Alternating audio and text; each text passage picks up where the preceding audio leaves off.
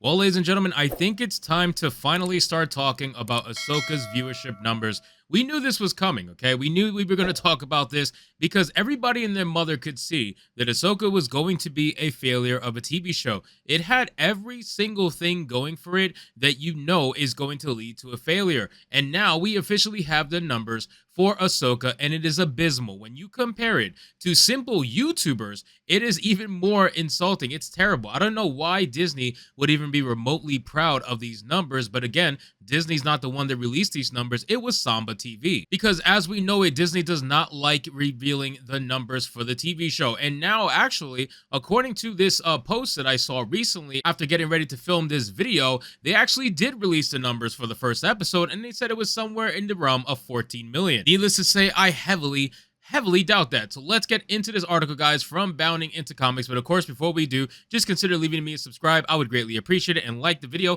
to push us out into the YouTube algorithm. So the headline says, Ahsoka has abysmal viewership, one of the worst Star Wars Disney Plus premieres since The Mandalorian of Season 1. The newly released Ahsoka series reportedly had one of the worst Disney Plus premieres for a Star Wars series since The Mandalorian Season 1. Samba TV recently shared their data claiming that only 1.2 million US households tuned into Ahsoka in the first 6 days since release. Now, guys, 1.2 million is absolutely terrible, okay? It is absolutely terrible. And it's even worse when you take that number and divide it by the 6 days. It is amazing to me that every time they release these numbers, they always want to stretch the amount of days out as much as they can until they get to that 1 million plus mark. They don't want to report the numbers unless it showcases over 1 million, because if they do not, it's going to be very embarrassing. But truth be told, these numbers are already embarrassing as it is. You know, we talk about this all the time about Star Wars being dead, Star Wars being nowhere near what it used to be. When Star Wars turned its back on its fans, that was the first thing that they had going against them.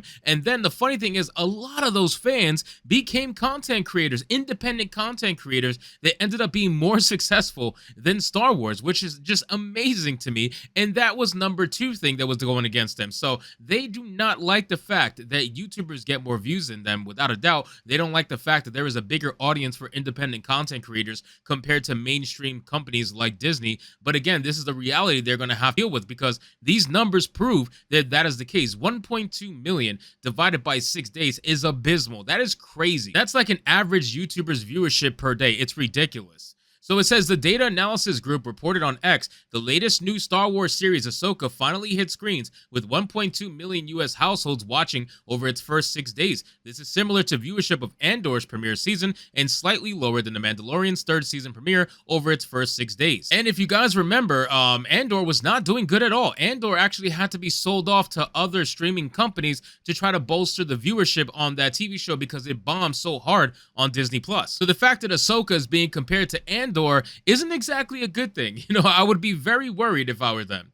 So it says, as noted by Samba TV, this is lower than their premiere numbers for The Mandalorian Season 3. They reported back in March that The Mandalorian Season 3 premiere drew in 1.6 million US households. Looking back at Obi-Wan Kenobi, Samba TV reported that series had been viewed by 2.14 million US households in its first 4 days, streaming on Disney+. Interestingly, they also reported that The Mandalorian Season 2 premiere, which brought in 2.08 million US households in its first 4 days, as well as The Book of Boba Fett, which brought in 1.5 million for its premiere. So guys, if you guys notice, the numbers keep dwindling. I mean, the numbers keep going down and down and down. Andor was no better. Ahsoka is no better. Disney Star Wars is bleeding for viewership. They are struggling desperately to try to stay relevant for people, and they're trying to bring in as many normies as possible. But even the normies are saying, screw this is absolutely garbage. They are losing viewership. That's half of this particular show. Obi-Wan Kenobi did 2.14 million, and a lot of people didn't even like Obi-Wan Kenobi because what they did in the show and the way they subverted expectations by making it the Reva show. So again, this is just showing that it's absolutely bombing. It says, while the Book of Boba Fett might have only brought in 1.5 million US households in 4 days, Samba TV reported it brought in 1.7 million in its first 5 days in January of 2022. they posted on Instagram 1.7 million US households watched the series premiere of The Book of Boba Fett on Disney Plus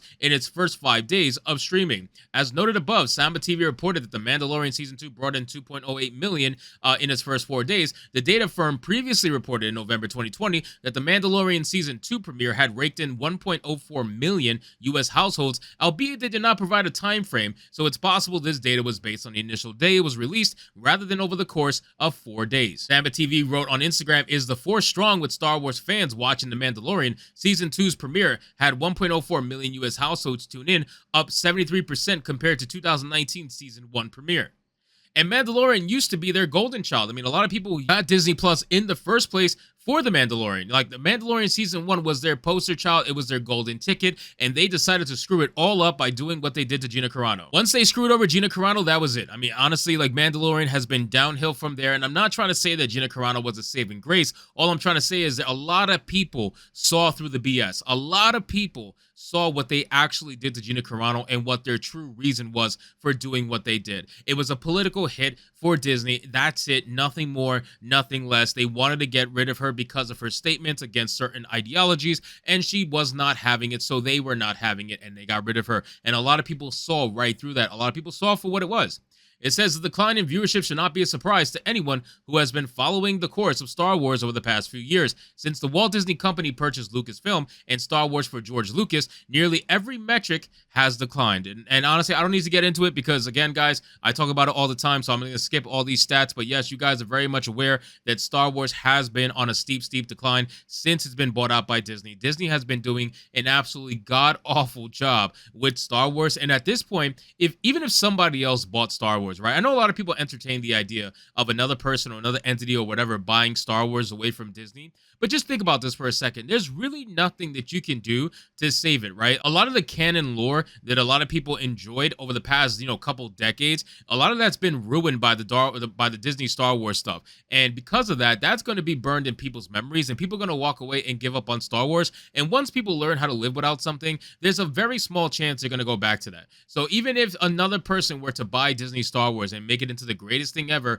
it will take a lot of word of mouth to try to fix what Disney did. A lot of word of mouth. And don't get me wrong, it is definitely possible. We've seen certain iterations of that happen over the course of time, but that's few and far between. The chances of that happening again is very slim. So I would be heavily shocked that even if someone did buy Star Wars, that they would be able to fix it. I would think that it's probably going to go down the drain, and they would just utilize it for video games and merchandise and all that stuff, and probably stay away from films overall. So anyway, guys, thank you so much for watching this video. I hope you did enjoy it, and if you did, consider leaving me a subscribe. I would greatly appreciate it. Don't forget to like the video, comment, let me know what you thought, and I'll see you guys on the next one.